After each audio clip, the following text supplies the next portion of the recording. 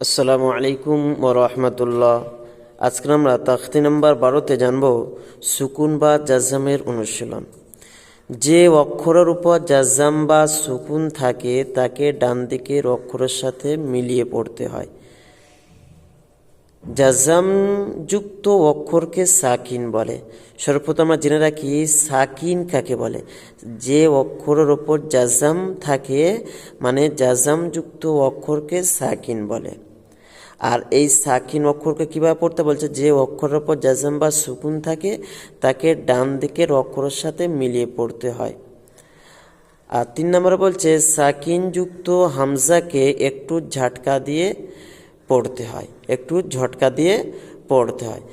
এখানে দেখেন জিমের ওপরে এই যে চিহ্নটা দেওয়া আছে কালো মতন দেখছেন বেকা মতন, এটাকে সাকিন বলে। এই সাকিন অক্ষর যখন আসবে এটা আগের অক্ষর বা আপনারা বলতে পারেন পূর্বের অক্ষরের সাথে মিলিয়ে পড়তে হবে। যেমন আমরা আগে পড়তাম তা যাবার তা, এখন তাটা জিমের সাথেও বানানো হবে তা জিম যাবার তাজ।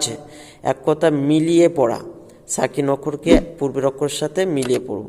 যেমন এই কফের উপর সাকিন আছে, কফটাকে তায়ের সাথে মানে পূর্বের অক্ষরের সাথে মিলিয়ে পড়ব। গয়নের উপর সাকিন আছে, গয়নটাকে এই পূর্বের অক্ষরের সাথে ইয়ার সাথে মিলিয়ে পড়ব। ধরেন তাজরি, তাকওয়া, তাজরি, তাজ কলকলা। কেন এটা হচ্ছে কলকলার কায়দা, তাজ জিম হচ্ছে কলকলা, তা ওই জন্য কলকলা হচ্ছে তাজরি, তাকওয়া, ইগনি, ইগনি, নুশিরাত। দেখেন বানান ধরেন তাজিম জাবার তাজ, রয়া জেরি, তাজরি, তাকওয়া, তাকফ জাবার তাক, ওয়াও খাড়া জাবার ওয়া, তাকওয়া। দেখেন ইয়াইতে এখানে যে ইয়া আছে দেখছি আমরা, ইয়াইতে জাবার জের পেশ কিছু না, ইয়া তাহলে পড়া হবে না। তাকওয়া, ইয়া গাইন পেশ ইয়ো, এই যে ইয়ো মিলিয়ে দিলাম, এটা হচ্ছে সাকিনের কায়দা। ইয়ো নুনিয়া জের নি, ইয়ো নি, নি টান হলো কেন, ইয়া মাদ্দা। ওয়াওটা টান হলো কেন, ওয়াও খাড়া যাবার। রি, রিটা টান হলো কেন, এটা ইয়া মাদ্দা, সব একালিপ করে টান হবে। নুশিরাত, দেখেন এখানে কোনো টান নাই, নুন পে নুশিন যে সে নুশিরাত যাবার রত, নুশিরাত কোনো টান নাই।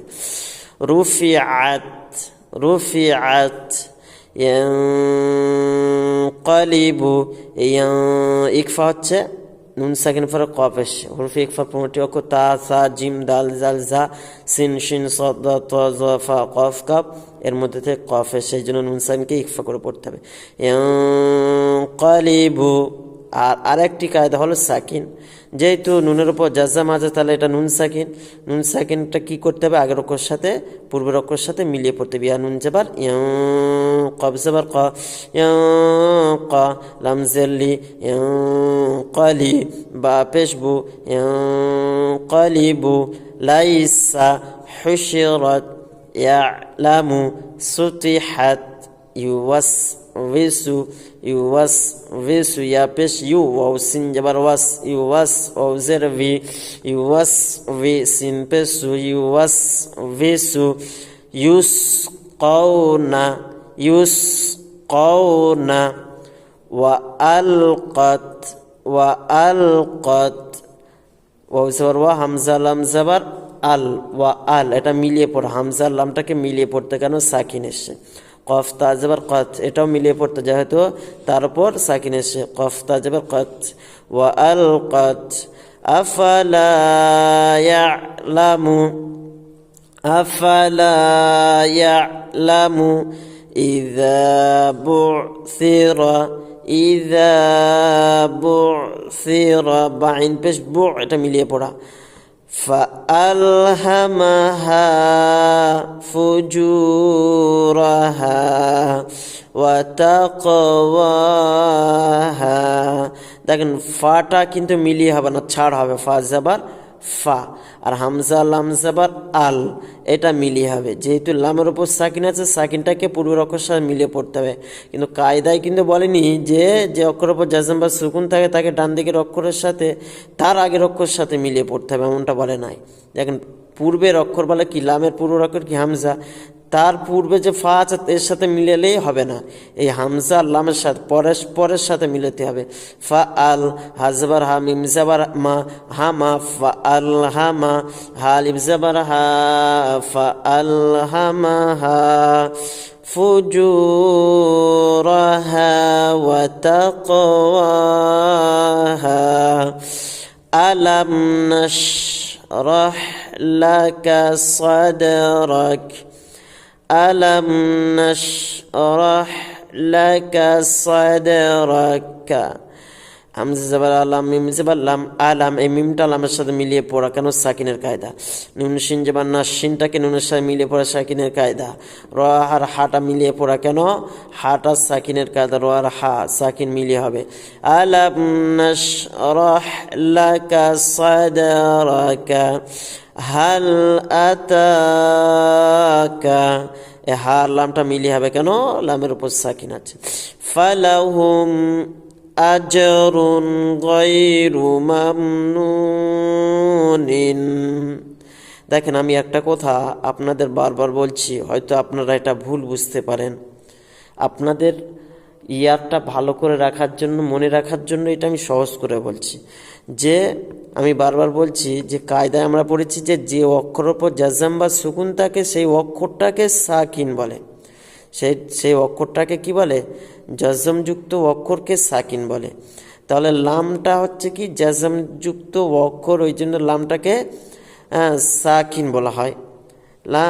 কিন্তু আমি বলছি যে লামের উপরে সাকিন আছে, লামের উপরে আসলে জাজম আছে বা সুকুন আছে, আর যে অক্ষরের ওপর জাজম বা সুকুন থাকে সেই অক্ষরকে সাকিন বলে। কিন্তু সহজে মনে রাখার জন্য আমাদের শিক্ষকরা বলেছিল যে লামের ওপর সাকিন আছে, সাকিন অক্ষরকে পুরো অক্ষর সাথে মিলিয়ে পড়তে হবে। অতএব এখানেটা এইরকমভাবে শেখানো, লামের ওপরে সাকিন আছে, লামের ওপর জাজম আছে না বলে লামের ওপর সাকিন আছে, এটা সহজ করার জন্য। ওই জন্য এক কথা যদি আপনারা বলেন লামের ওপর সাকিন আছে, সাকিন অক্ষরকে পূর্ব অক্ষর সাথে মিলিয়ে পড়তে হবে, এটা আপনাদের জন্য সহজ হবে। ফালাহুম আজরুন গায়রু মামনুনিন ইকরা, ইকরা, এই র আর হামজাটা দেখেন, হামজা কবজার ইক, এটা কলকলা, আর র হামজা জাবার র, এটা ঝাটকা হচ্ছে কেন, সেই সাকিন যুক্ত হামজার কায়দা। দেখেন হামজা সাকিন যুক্ত হামজাকে একটু ঝাটকা দিয়ে পড়তে হয়। যখন হামজার উপরে সাকিন থাকবে সেই হামজাটা কি হবে, ঝাটকা দিয়ে পড়তে হয়। র হামজা জাবার র। কিন্তু দেখেন এখানে লাম মিমের ওপর সাকিন আছে, কিন্তু এখানে ঝাটকা হয় না, লাম মিম যাবার লাম ধরে পড়া শুধু। কিন্তু যখন হামজার ওপর সাকিন হবে তখন ঝাটকা দিয়ে পড়তে হয়।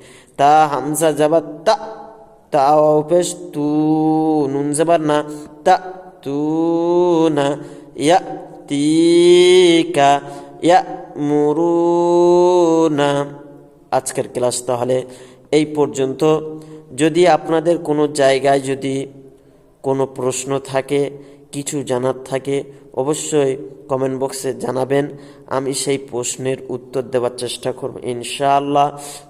নতুনরা যারা আমরা এই ভিডিও দেখছি অবশ্যই সাবস্ক্রাইব করব, যাতে আমাদের ভিডিও আপনার কাছে সর্বপ্রথম পৌঁছে যায়। আসসালামু আলাইকুম ওয়া রাহমাতুল্লাহি ওয়া বারাকাতুহু।